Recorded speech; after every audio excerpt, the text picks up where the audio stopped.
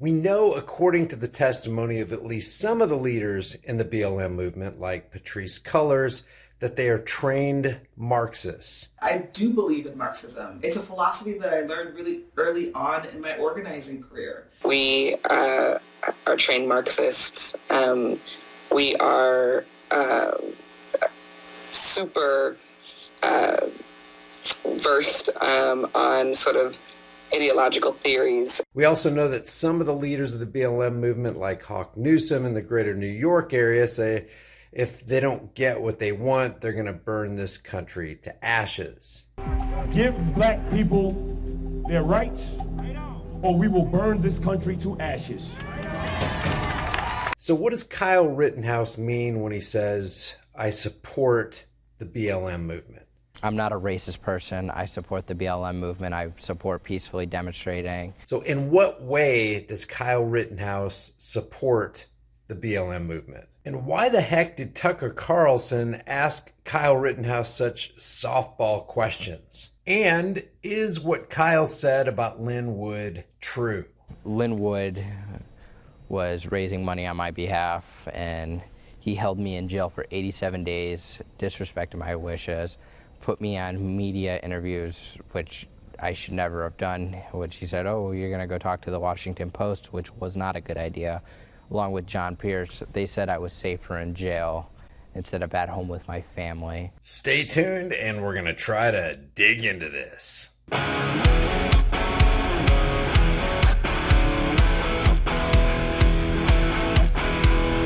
Hey guys, one of the reasons I promote things on my channel is because I use them. And I use them because I believe they benefit me. They help promote strength, endurance, and energy. Energy? I give you some freaking energy around here. A lot of nature's top fruits and vegetables that support a healthy heart, circulatory system, and high energy happen to be red. So come on, spit it out. Where do we get some of this red stuff? I drink Eternal Reds because it's got 8 specific foods that promotes energy. And these foods would be costly and time consuming to get in your typical diet. So click the link in the description and grab some energy. Anybody see this? Anybody see this? Kyle Rittenhouse has a message for Biden. We'll watch some of this, but I expected Tucker Carlson to throw these softballs. Am I against Kyle Rittenhouse? No. Do I have criticisms of Kyle Rittenhouse? Yes. Do I have criticisms of Fox News? Yes. Am I against Fox News? Yes. I'm against Fox News for the same reason I'm against CNN. They peddle BS. They lobbed this guy not even softball questions, marshmallow, not even asking him marshmallow questions. It just tells you how much of a psyop is this? What actually did happen? We know we're being. How many people were actually in on this thing? What's the end result of it? So in this interview with Tucker Carlson, of course, Tucker Carlson doesn't ask any substantive questions, not even when Kyle Rittenhouse says, I support BLM. Wait a second. You have a lot of people who think you're a hero, and you just said that, and these people would be decidedly against BLM. What exactly do you mean by I support BLM? That's a pretty loaded statement. Listen to this. I go to Depke Juvenile facility, and I gotta say thank you to them for their professionalism. And the jailers, the guards at Depke. This was weird. I gotta thank the guards at the state-run prison. Man, you couldn't get a more professional crew. Translation, man, they took really good care of this white kid. And I'm not saying anything about this. I didn't intend that for, hey, they took care of him because he's white. I'm just saying he's pro-police, EMT, thin blue line, rah, rah, rah, zis, boom, bah. That's the criticism I have against Kyle Rittenhouse. He's a conformist instead of a moralist. You have to be a conformist. You have to lower your standards. You have to come off of principle to actually support the thin blue line gang. And we know that Kyle Rittenhouse supported the thin blue line cult, which is decidedly against all Americans, against your freedoms, against the First Amendment, against the Second Amendment, against the Fourth Amendment, against the Fifth Amendment, handing the power over to the FBI and other federal agencies when something goes down in your town instead, tightening their belts and taking care of it themselves. No, we don't need the FBI. We don't need the ATF coming here. CIA, give me a break. Hey, we'll take care of this ourselves.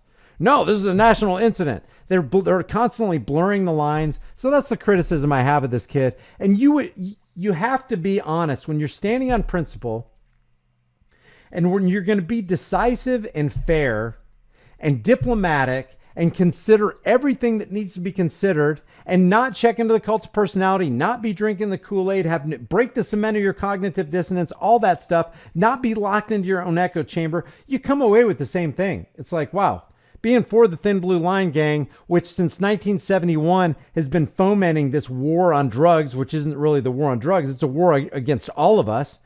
You know, even if you didn't know anything about the war on drugs, the war on drugs has cost you and me and everybody a lot of money. We're talking about trillions and trillions of dollars. Untold, innumerable lives. If that's all that was wrong with law enforcement, that's enough. But of course, Carl Tuckerson is going to give him marshmallow questions. They were the utmost professional people I've ever met. Really? Exactly. They were some of the most professional people I've ever met. It was amazing. Like, they treated me with respect, and they didn't like talk down to you like you've seen like in some videos. They just treated me like I was a human. How long were you there?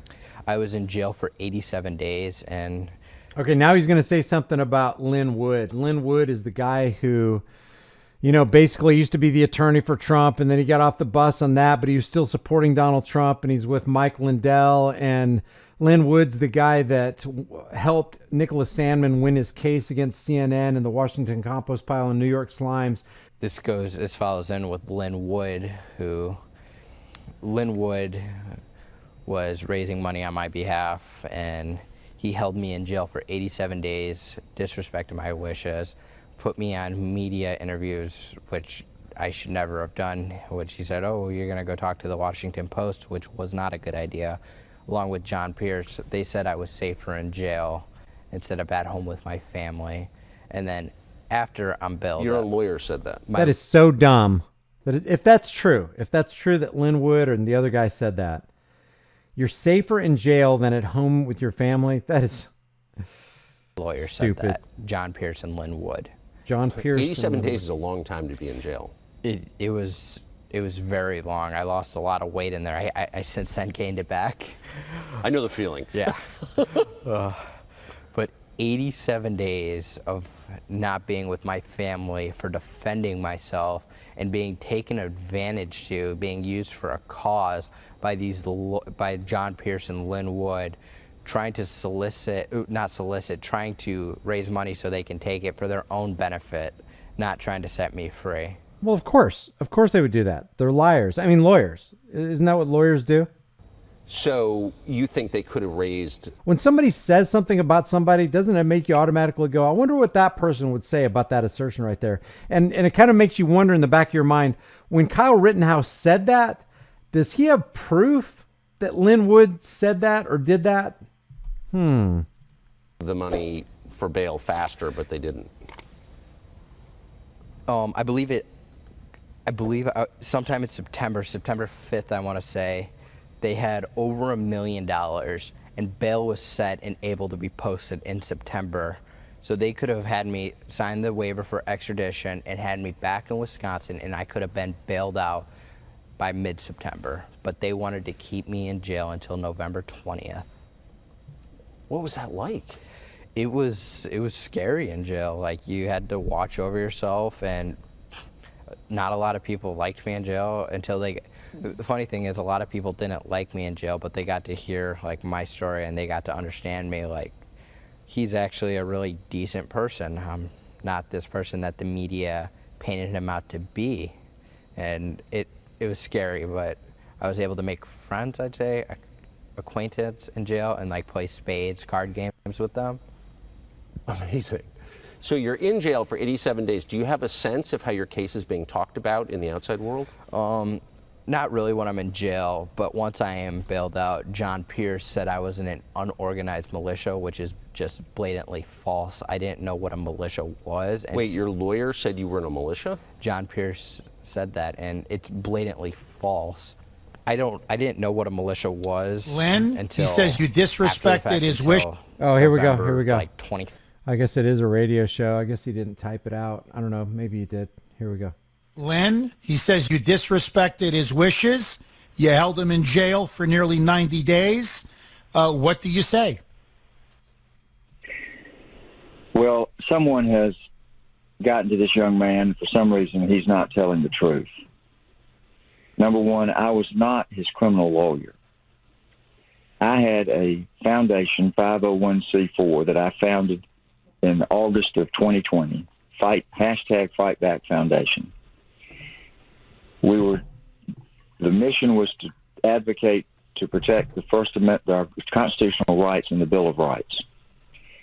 People on social media brought Kyle's dilemma, which I knew about from the news, to my attention and said, "Is there anything you can do to help it?"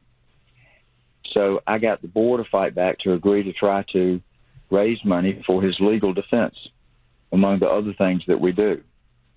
John Pierce was a founding member of Fight Back. I didn't know about John's checkered past at the time that I went into the foundation, that he and a guy named Lawson Pedigo, a lawyer in Texas, asked me to join.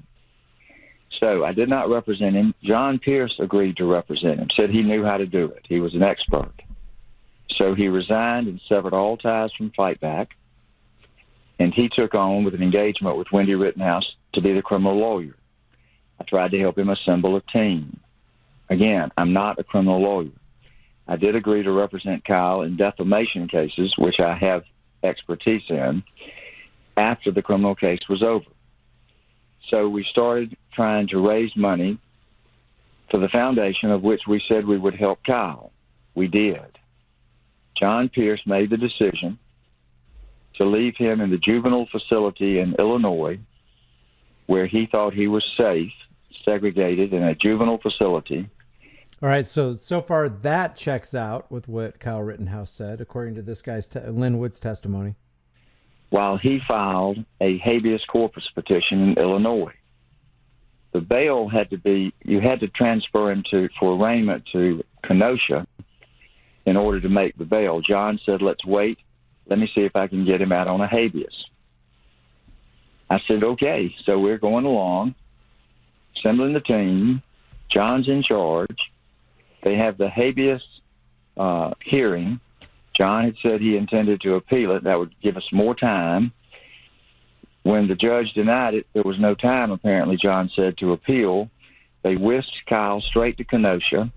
There had been social media threats by Black Lives Matter to find him in jail and kill him. So when they moved him over to Kenosha, I then, on behalf of working with Fight Back, we went specifically at as fast a pace as we could to raise the $2 million cash bail. We had a specific donate button on our foundation website for Kyle's bail. In less than 30 days, I raised $1.25 million. We put $600,000, emptied our bank account from the general fund into the bail fund. That put us at $1,850,000.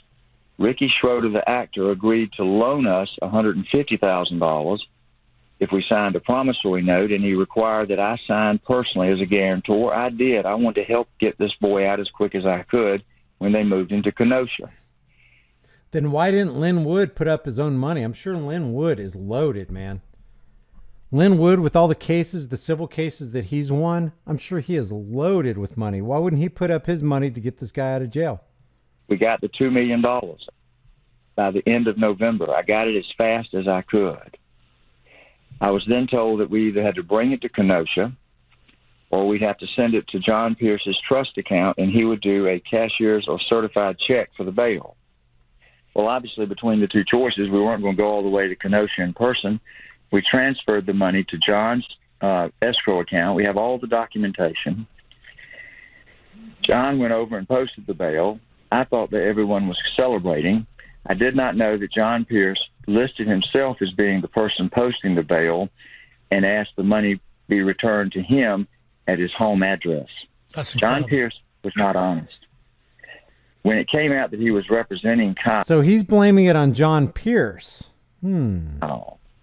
That's the first time that I had heard that John had a serious financial problems in the recent past, tens of millions of dollars, Oh, boy. and a recent drug problem. Oh, boy. When it came out, I said, John, I'll stick with you. If you're on the road to redemption, just go win this case for Kyle Rittenhouse. So after we posted the bail, we were informed by John Pierce that the family did not want us to continue the helping. We stopped.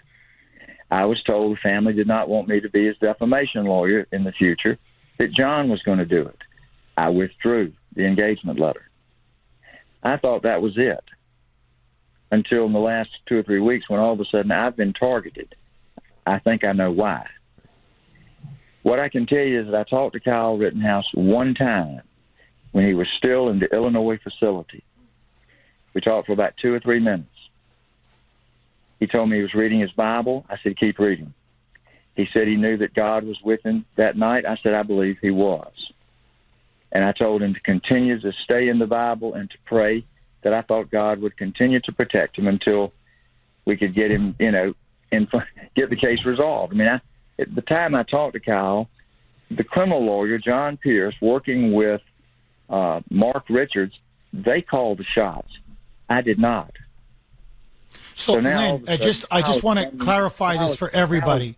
Lynn, so what you're saying is, and I don't want to put words in your mouth, that the decision to keep him in jail for 87 days, that is not Lynn Wood.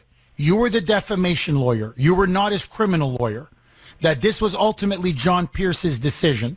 That you raised money. You raised almost $2 million, or you came close. And no, we got the money up. In other words, our overall efforts for Fight Back, and I've published these figures on Telegram, the specific dollar figures. We raised $2 million earmarked in effect to Kyle, 1.25 specifically for the bail. We spent $2.7 million.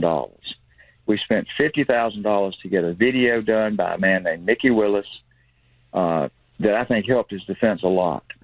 We paid hundreds of thousands of dollars toward his attorney's fees. We paid for investigators' fees, and we raised enough money, throwing our own money in with a loan, to get his $2 million cash bail. If I had not done, I believe, what I did to throw my name and the reputation of Fight Back behind it, that boy could have been in jail until he was on trial. I did everything I could to get him out. When the lawyers said get him out, we went to work to try to get the money to get him out, and we did it. The final decision on anything that was done in Kyle Rittenhouse's case was done by his criminal lawyers. I was not one of them. I'm not a criminal lawyer, but I'm being blamed for the decisions of John Pierce and Mark Richards, who were the criminal lawyers. Something's not right here, Jeff. Lynn, I want to play one more cut, and I want to get your reaction. And I think this is where people are saying you may have grounds to sue. Roll. Well, hold on one second. Could I say one thing? Yes, please. Go ahead, Lynn. Jeff? Lynn. Go ahead, Lynn, Somebody please. Somebody needs to ask a simple question. Fox News started promoting that interview on Friday evening with clips. Kyle did not get acquitted until Friday at noon. When was that interview done? And look at how he acts in that interview. The boy should have been celebrating his victory, but he comes out attacking me, talking about a Washington Post article that John Pierce had him do. I said, fine. They called me and asked me because I was the defamation lawyer. I said, take a chance. Sounds like a good reporter. The article didn't hurt him. He was acquitted. Why is he complaining about it? So I just want to make that point that something's not right here if people dive into it. The timing is off. Lynn, let me play the cut, and I want to get you. I don't often agree with lawyers, but something isn't right about that. That's weird. Let's see what clip he's going to play. Your reaction. Roll cut 15, Marita. 87 days of not being with my family, for defending myself and being taken advantage to, being used for a cause by John Pierce and Lynn Wood, trying to trying to raise money so they can take it for their own benefit, not trying to set me free.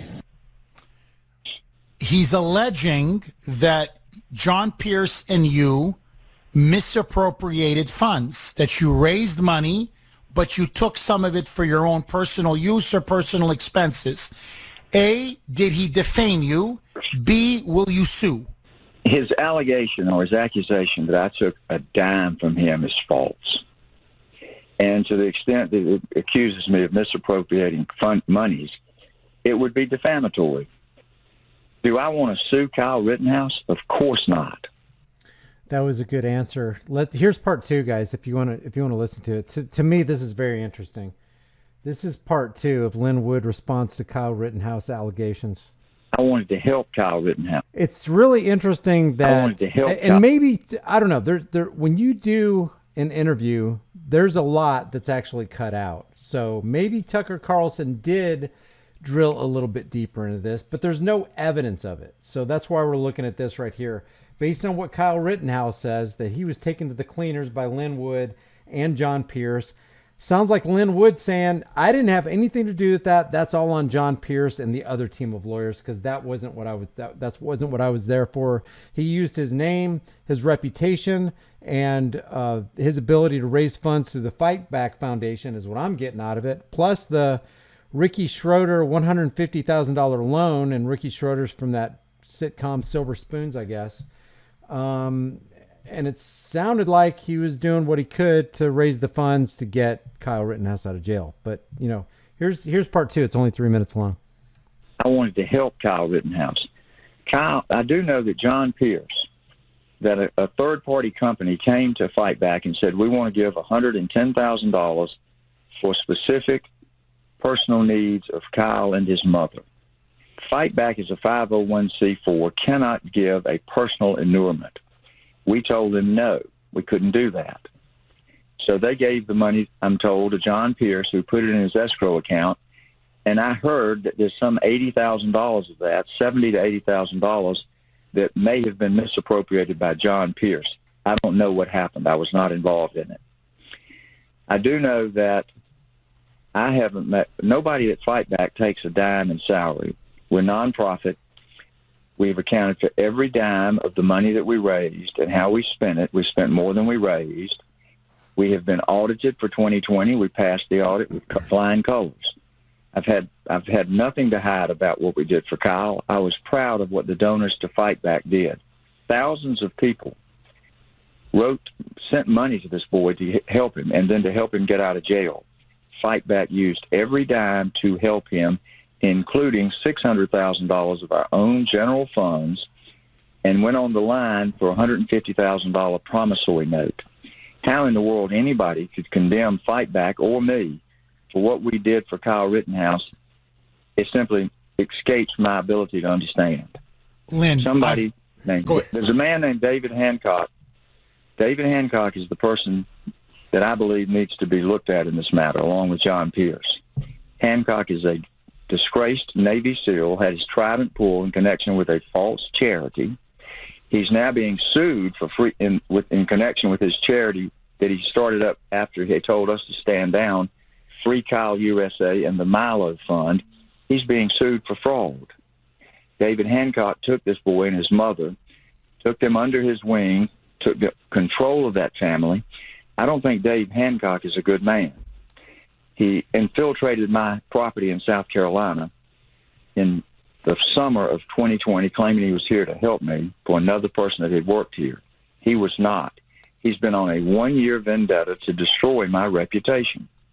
And now he's the handler for Kyle, and Kyle goes out and manufactures accusations against me that are simply not true or founded in fact. The facts show that he's not telling the truth. Someone is using Kyle Rittenhouse. And I pray for him every night.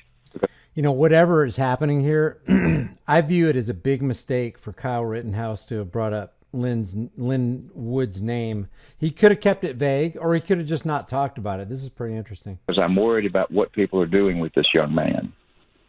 Lynn, you kind of anticipated my next question with your, the last part of your answer, which is why would Kyle Rittenhouse make these explosive allegations? And essentially you're saying you believe he's under the influence now of Hancock, correct? It's the only explanation I can come up with. I mean, there are all kinds of things being talked about in the social media world. But it doesn't seem like the conversation would end right here, so I assume that there would be a part 3. So just to recap, the money was initially raised after Rittenhouse's bail was set at $2 million in November of 2020, following a ruling from a court official that Rittenhouse's hefty potential sentence and potential supporters meant that he could become a flight risk. Conservative celebrities like Wood swung into action to raise money to get Rittenhouse out of jail ahead of his trial. The dispute over the bail now centers over who deserves to receive the money now that Rittenhouse is free. The Fight Back Foundation, which is Wood's, claims that it deserves the bail money because it raised much of the money, including the form of $150,000 from Ricky Schroeder. Wood claims that he personally guaranteed the loan, meaning that he'd be on the hook for paying it back. In an interview, Wood argued that his foundation is rightfully owed the money. Wood further claims that his group spent $700,000 on attorney's fees and other expenses for Rittenhouse, aside from the $2 million bail. Lynn Wood says the bail money has to be returned in its entirety to Fight Back, which he says is a 501c4. In its first post-verdict interview with Fox News, that is interesting about the timing. Interesting. Tucker Carlson, let's see, Rittenhouse tore into both Wood and another former Rittenhouse attorney, John Pierce. Now Lynn Wood is saying, hey, it's not him. He's absolved of this whole thing. It's this David Hancock and John Pierce. David Hancock, who he identified as a disgraced Navy SEAL, and John Pierce, who are really the ones that are taking advantage of Kyle Rittenhouse. And I wouldn't doubt that there's a line of people trying to take advantage of and profit from the current star power of Kyle Rittenhouse. Because you know how these things go, is they have the star power now, and it's at like an all-time high because we're this close from the end of the trial. And as time goes on, that star power starts to fade and fade and fade. So anybody who's going to be making money off of Kyle Rittenhouse knows that they have a door, a little window of opportunity where they can manipulate Kyle Rittenhouse, maybe his mom, earn a couple bucks off the deal, and then go their way because they know he's pretty much going to be a fizzled star one of these days. Although he'll still have a reputation, good or bad, in the minds of some people. I mean, I don't know what percentage of Americans think he's a great American hero, and another percentage of Americans, a large percentage of them, think that he's a monstrous, in the words of Whoopi Goldberg, murderous villain. According to Rittenhouse, Pierce convinced him that it was, quote, not a good idea to go home immediately and told the teenager that he'd be safer in jail. Additionally, he said that both Wood and Pierce were merely, quote, trying to raise money so that they could take it for their own benefit rather than set him free. If you can't prove a statement like that, you better not be saying that about somebody, especially like a high-powered attorney who could slap a defamation case against you before midnight tomorrow. The 18-year-old also asserted that he could, me and Trish were watching it, and one of the things she said when she saw it was, this kid's been coached. And it really looks like he has. He's been coached a lot. He's been coached by his attorneys. He's probably being coached by people who are trying to manipulate and profit off of him. His mom's probably been coached, although she's not a very good learner. If you've seen her in interviews, it's just in the words of Donald Trump, it's a disaster. It's a disaster. Complete disaster. Besides blasting the pro-Trump attorney for looking to profit off his name, Rittenhouse also blamed Pierce for making the blatantly false claim that he was also unorganized militia. Why would any attorney say that? Insisting that he didn't even know what a militia was until he was bailed out. Pierce was further taken to task by his former client for apparently having no clue about Rittenhouse's extradition from an Illinois juvenile facility. Wood responded to the claims made on Carlson's Monday primetime show by telling a couple of periodicals that, quote, somebody has fed Kyle misinformation for whatever reason. Who is it that did this interview right here? Lynn Wood response to Kyle Rittenhouse. Lynn Wood's response. I don't know who did this interview. Prior to Rittenhouse's interview, Wood insisted this group put up hefty sums to keep the teen out of jail. In addition to making the $2 million bail, Fight Back paid $700,000 for his attorney fees, expenses of litigation, including spending money to produce a videotape that was kind of the start of the finish of what would happen. The total bail money, which also included $500,000 contributed by Rittenhouse's mother, Wendy Rittenhouse, where'd she get that from, GoFundMe or something? Was given to the court by then Rittenhouse lawyer Pierce. Rittenhouse fired Pierce from his legal team in February, but Pierce still holds the receipt for the bail, meaning it would likely go directly to him. Pierce has faced plenty of debts on his own and was recently in the news as a go-to attorney for the January 6th riot defendant who briefly vanished under mysterious circumstances. But Pierce claims he wants no part of the Rittenhouse money. In a November 8th court filing, Pierce asked a federal court in Texas to decide who should receive the money before he uses the receipt to take it out of the Wisconsin court. In his motion, Pierce wrote that he's concerned that he could face lawsuits from one of the feuding parties if he takes the money out before the legal dispute is settled. Pierce said, quote, "I have no view on who should get the bail money back." But Wood remains firm on what he says is Pierce's sticky relationship with the truth. Pierce told us that we had to either deliver the money in person or we could send it to his trust account and he would give the court a certified check. And Wood continues, "We then found out months later, John Pierce, when he paid the bail, said that it was supposed to be returned to him at his address.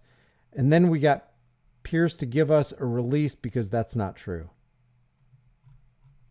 God, when you get lawyers involved in this kind of stuff, it goes south real quick and gets super muddy.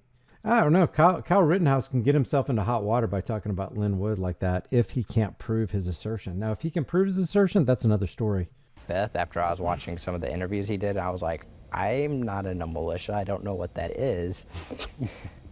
Sorry to laugh.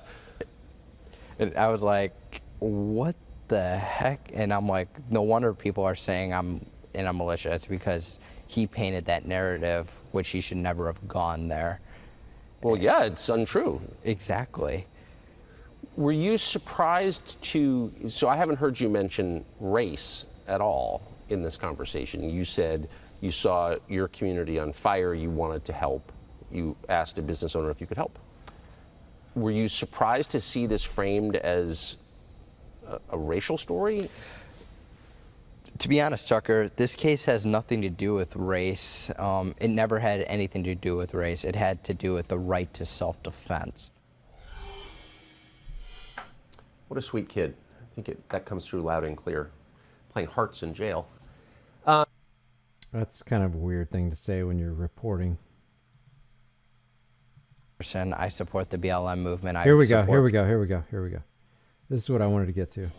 I'm not a racist person. I support the BLM movement. I support peacefully demonstrating.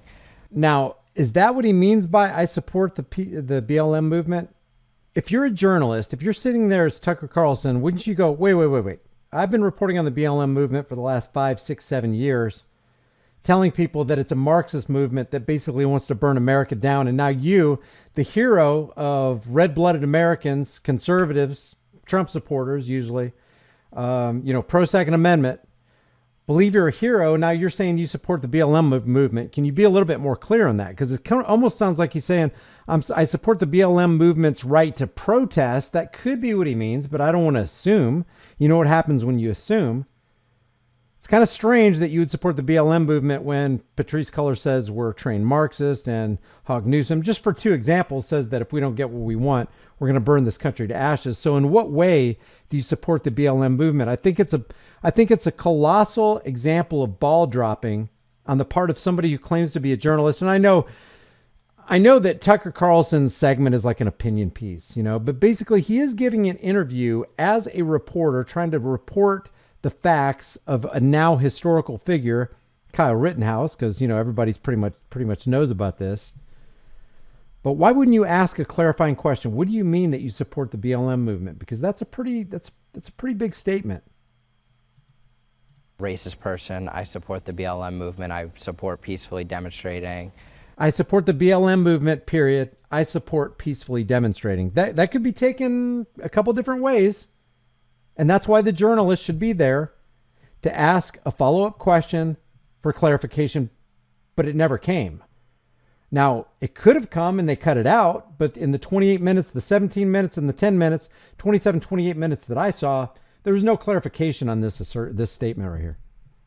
And I believe there needs to be change. I believe there's a lot of prosecutorial misconduct, not just in my case, but in other cases. And it's just amazing to see how much a prosecutor can take advantage of somebody. Like, if they did this to me, imagine what they could have done to a person of color who doesn't maybe have the resources I do, or is not widely publicized like my case. Now think about that. Think about what goes through people's minds. Did he say that as a kind of a political move? Is Kyle Rittenhouse this sleeper strategist who can think 10 moves ahead in an active game and go, okay, now if I say this right here, I could probably score points with the left. At this point, there's no scoring points with the left. Just forget about that. They're not rational. They're not logical. They're not fact-based. They want to push people and manipulate people by emotion. So I'm not sure what was in Kyle Rittenhouse. See, I would like to sit down and have a discussion and an interview and ask some hard questions of Kyle Rittenhouse. We become soft as a society when statements aren't challenged or at least clarified. If you disagree, I'd like to hear your disagreement. Hey guys, we know with the way things have been going, it can get really interesting really quick. So make sure you and your family have a long-term storable food supply. Support the channel and get $50 off with my link in the description while you still can.